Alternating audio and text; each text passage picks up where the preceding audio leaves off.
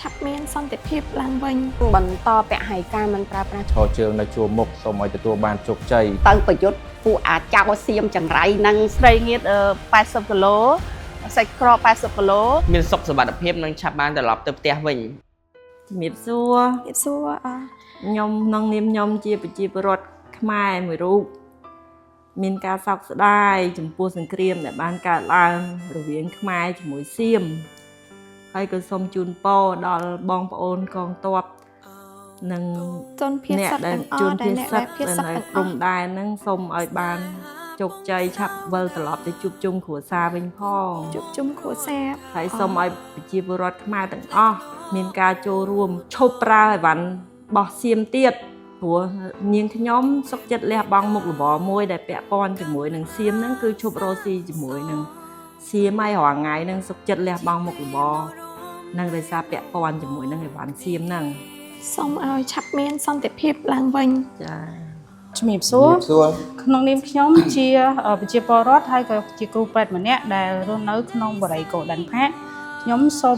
ជូនពរដល់ក្រុមបងកងទ័ពដែលនៅសមរភូមិសូមឲ្យទទួលបានជ័យជំនះឈ្នះអត់មានសត្រូវហើយនឹងបញ្ចប់សង្គ្រាមនឹងពេលឆាប់នេះហើយនឹងបងដែលជាជនភៀសសឹកសូមឆាប់បានវិលត្រឡប់ទៅលំនៅឋានរបស់គាត់វិញខ្ញុំបាទជាប្រជាពលរដ្ឋខ្មែរមួយរូបដែលរស់នៅក្នុងបរិយា Golden Park សូមជូនពរទៅដល់បងប្អូនកងទ័ពនៅជួរខាងមុខដើម្បីឲ្យបងប្អូនបានវាយឈ្នះខ្មាំងសត្រូវហើយក៏សូមឲ្យសង្គ្រាមលើកនេះឆាប់ចប់ដើម្បីឲ្យបងប្អូនប្រជាពលរដ្ឋជនភៀសសឹកទាំងអស់បានត្រឡប់ទៅដល់ផ្ទះរបស់ពួកគាត់វិញផងដែរបាទសូមអរគុណ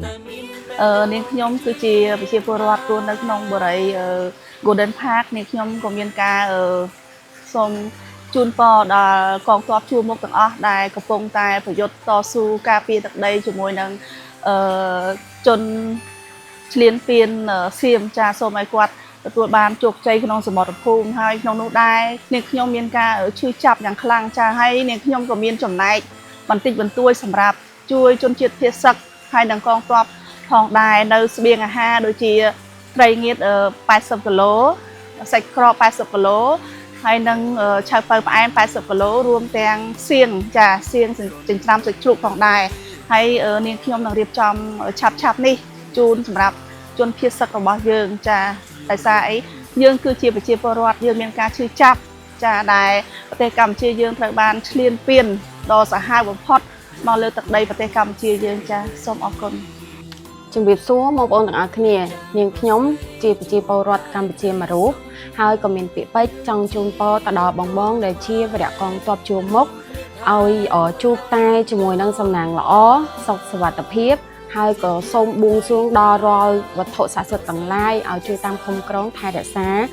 បងជួរមុខឲ្យជួបសុវត្ថិភាពជាពិសេសយកឈ្នះជាមួយនឹងខ្មាំងសត្រូវយកឈ្នះជាមួយនឹងចៅឈ្លានពានសៀមឲ្យបានជោគជ័យហើយដើម្បី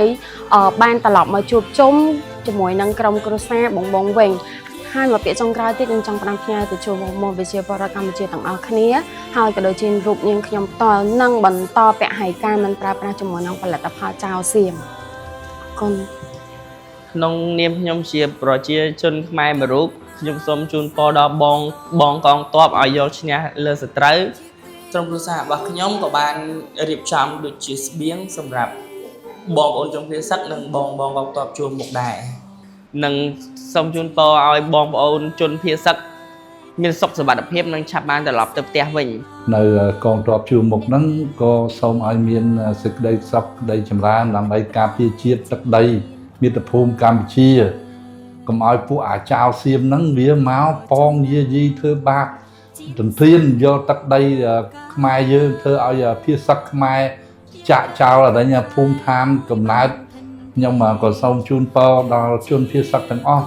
សូមឲ្យមានសេចក្តីសុខក្តីចម្រើនសុខភាពល្អសំណាងល្អជួបផ្ទះតែពុទ្ធពរទាំង4ប្រការអាយុវណ្ណៈសុខៈពលៈពលិទានអ្នកកំបីក្លៀនឡើយបាទជំរាបសួរក្នុងនាមខ្ញុំបាទជាប្រជាពលរដ្ឋខ្មែរមួយរូបដែលមានភាពជឿចាប់ដែលត្រូវបានសៀមរំលោភបំពានមកលើប្រទេសខ្ញុំឥឡូវនេះខ្ញុំសូមជូនពរទៅដល់បងវរៈកងទ័ពដែលឈរជើងនៅជួរមុខសូមឲ្យទទួលបានជោគជ័យ គ្រប់សមរភូមិទាំងអស់ វាសួរនាងខ្ញុំជាជនពលរដ្ឋខ្មែរសូមឲ្យកងទ័ពបងប្អូនកងទ័ពកូនក្មួយទាំងអស់ពូមីងអ៊ំពូទៅប្រយុទ្ធពួកអាចៅសៀមចង្រៃនឹងសូមឲ្យវិនិច្ឆ័យទៅអស់ពីស្រុកខ្មែរហើយសូមឲ្យដែលជនភៀសខ្លួនឲ្យសុខសប្បាយកុំឲ្យមានជំងឺបៀតបៀនឲ្យសោះ ជំរាបសួរក្នុងនាមខ្ញុំជាប្រជាពលរដ្ឋខ្មែរក៏ដូចជាបុគ្គលិកនៅក្នុងក្រុមហ៊ុនបរិយ Golden Park ខ្ញុំសូមជូនពរដល់វីរៈកងទ័ពជួរមុខទាំងអស់សូមឲ្យគាត់ឈ្នះដល់មាសត្រូវទាំងអស់ដូចជាក្រុមចៅសៀមដែលគាត់បានចូលមកឈ្លានពានទឹកដីកម្ពុជាយើងក៏ដូចជាសូមជូនពរដល់ជនភៀសសឹកទាំងអស់ដែលគាត់បានភៀសខ្លួនមានសុខភាពល្អនិងសុវត្ថិភាពអាចត្រឡប់មកផ្ទះដើម្បីជួបជុំគ្រួសារនិងបងប្អូនវិញ សូមគោរពជំរាបសួរដល់បងប្អូនទាំងអស់គ្នាចានៅក្នុងឱកាសនេះដែរនាងខ្ញុំតំណាងឲ្យបរិយ Golden Park សូមគោរពជូនពរដល់បងកងទ័ពដែលនៅប្រចាំការនៅសមរភូមិជួរមុខសូមឲ្យបងទទួលបាននៅភាពជោគជ័យជ័យជំនះក្នុងពេលឆាប់នេះដើម្បីឲ្យបងបានវិលត្រឡប់ទៅជួបជុំគ្រួសារវិញហើយមួយវិញទៀតដែរសម្រាប់បងប្អូនដែលជាជនភៀសសឹក